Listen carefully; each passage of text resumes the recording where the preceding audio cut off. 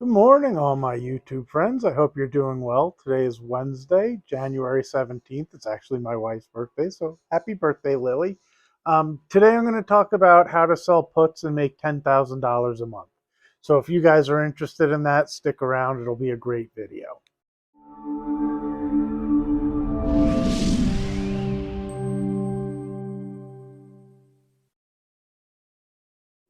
For those of you who don't know me, my name is Adam Kahn, and I'm the Rational Investor. Hope your day's going well. It's getting a little bit nicer here in Vegas, not as cold as it has been, which I'm really excited about. Before I get into the video on how to make $10,000 a month selling put options, if you haven't already, do me a favor, hit the subscribe button, smash the like button. I really appreciate the support. I can't tell you, I broke 3,000 subscribers, so I'm really excited about that. Thank you guys so much. But when you subscribe, when you hit the like button, and when you make comments, it helps YouTube's algorithm, from what I understand, and it helps other people find the channel, which is pretty cool. I'm excited about how it's been going. So let's get into how to make $10,000 a month selling puts, because I'm sure you're all interested in that. Now, keep in mind, this is not financial advice. You guys need to make your own decisions on what you do for your financial portfolios. You shouldn't be listening to me. I'm just a guy on YouTube sharing the stuff that I've learned over the years. And you really need to do your own research as to what works for you. Because really, just even straightforward, forgetting all the disclosure type of stuff, um, something that might work for me may not work for you, even though it might be a good idea in one person's situation. It may not fit another based on their risk tolerance and what they need for their life and their investments. So first, let's talk about what a put option is. A put option is a contract that allows somebody to buy or sell 100 shares of an underlying stock at an expiration date at a specific price, depending on where the stock is trading. In the case of a put, generally it would be executed or exercised on the day of expiration if the equity or if the stock is trading below the strike price. So in today's example, I'm going to use Meta, which when I looked earlier was trading around 365, a tiny bit below. And I was looking at a 1 month out, it was February 16th, $350 put. So in the instance of this, the put would be exercised if on February 16th, Meta is trading below $350. If you were the buyer of that put, that gives you the option to sell 100 shares of a stock of Meta at $350. If you are the person who wrote that put or sold it, you've collected a premium, and then you would be required to buy 100 shares of Meta at $350 if it was below that price on the day of expiration, in this case, February 16th. When I looked earlier, the premium for that option was close to $10. So if you're able to sell one of those puts for $10, you collect $1,000. Now your responsibility is, if Meta is below $350, you are required, because the other side is going to want to sell those shares, to buy the 100 shares at $350. But no matter what happens, whether Meta goes higher or lower, you get to keep the $1,000 no matter what.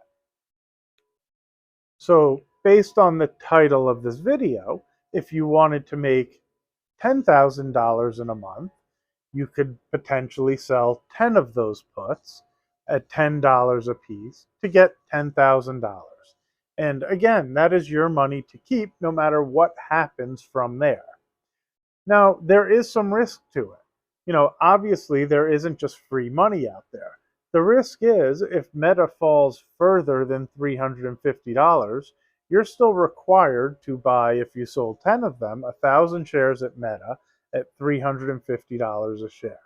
Even if it has fallen as far as 300 or 250 or whatever that number is, if it is below 350, you're required to purchase 1,000 shares at $350. So obviously there's risk to that. If Meta goes higher from where it is, or even lower from here, but still above $350, You really do nothing. You don't buy the stocks. You just keep your $10,000 and go about your business and can do it again for the following month. Now, I've explained it rather simplistically for multiple reasons. One is there are a lot of people on YouTube giving this advice on how to make money trading options. And yes, you do get to keep the $10,000. But there's a reason for that, and the risk is real, which is why I want to go back to the original comment of you need to do your own research. And not only do I not think this is a great idea, unless you really understand options trading, I think it's probably a bad idea. It is not free money. And the algorithms in place that figure out the pricing of options have reason for it. I picked Meta on purpose and the dates as well because they have earnings coming out soon. So the volatility is going to be a little bit higher. There's good and bad to that. It means you will get a better premium for the option, but it also means, hi Winston, there's a chance that the stock really goes a far distance in either direction. You've limited your upside to the $1,000 per option that you're going to receive for writing the put. And if the stock has a bad earnings report and the stock, I love Meta. I think it's a good buy if it drops significantly. But you're still committing to buy it at 350. So if something wacky comes out, it's been in a range for a while. It broke out to the upside, but there's no reason it couldn't test 300 or 280 again. So if you're buying it at 350 and after earnings, the next thing you know, the stock's at $320. Well, you've collected $10 for the puts, but you're down $30 on the stock.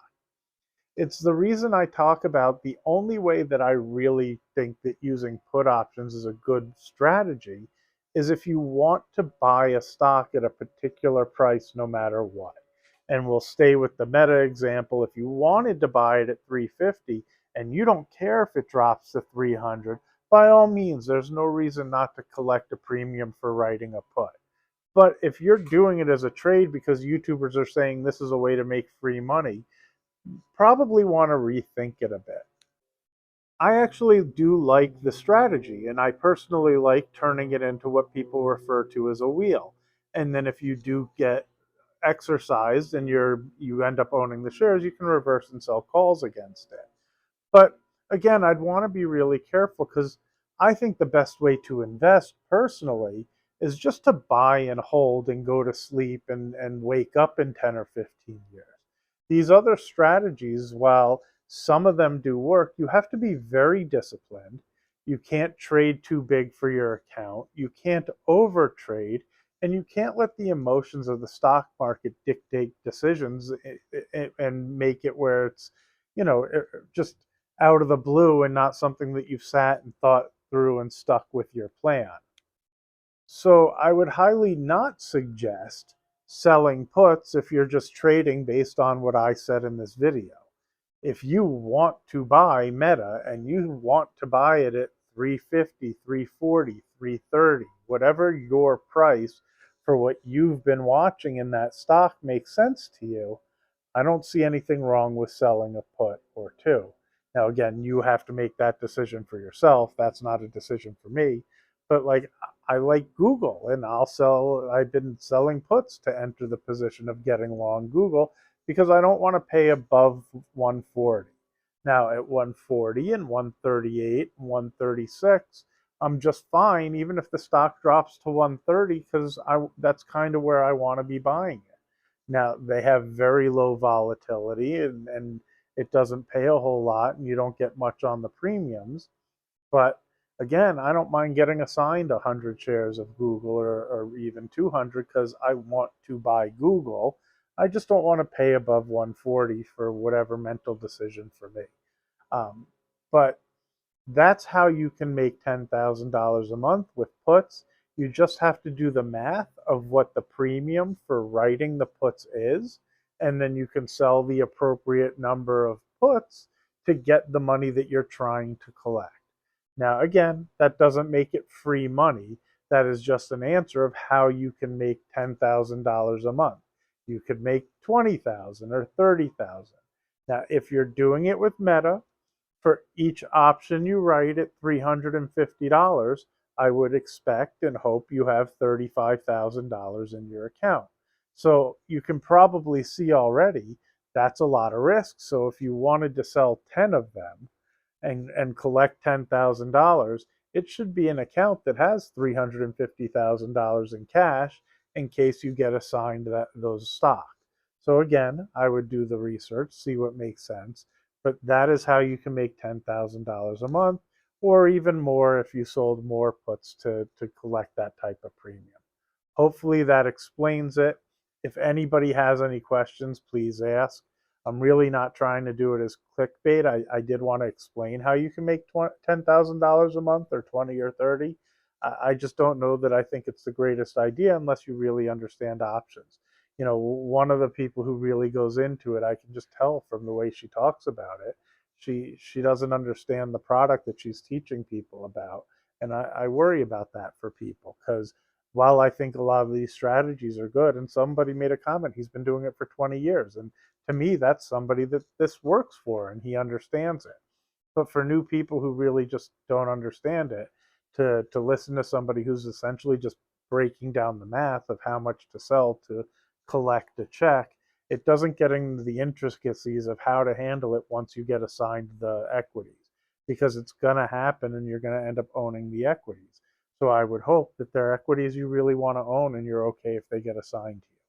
Anyway, have a great day. I'll try to get another video out tomorrow. I hope you enjoyed the content today. Again, don't forget to hit the subscribe and like button and comment. Tell me where I'm right. Tell me what I'm wrong about. I like the conversations. And again, thank you. Thank you so much. 3,000 people. I think that's super cool. I'm now hoping maybe I get to 5,000. So have a great day. Bye bye.